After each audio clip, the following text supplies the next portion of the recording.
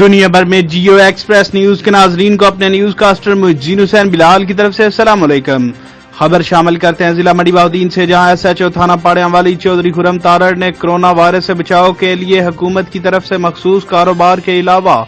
ہفتہ اور اتوار کے دن لاک ڈاؤن پر عمل درآمد کروانے کے لیے پاہڑیانوالی مین بازار کا دورہ کیا۔ اس موقع پر انہوں نے لاک ڈاؤن سے مستثن دوکانداروں اور کسٹمرز کو ہدایات جاری کرتے ہوئے کہا کہ ہمیں کورونا وائرس کو شکست دینے کے لیے ماسک، سینیٹائزر کے استعمال اور سوشل ڈسٹینس کے ساتھ ساتھ مکمل ایس او پیز پر عمل درآمد کرنا ہوگا،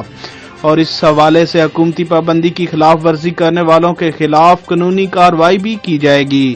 کیمرہ مین نوید افضل چلونڈیا کے ساتھ رپورٹ شاہد سانول، جیو ایکسپریس نیوز پاہڑیانوالی۔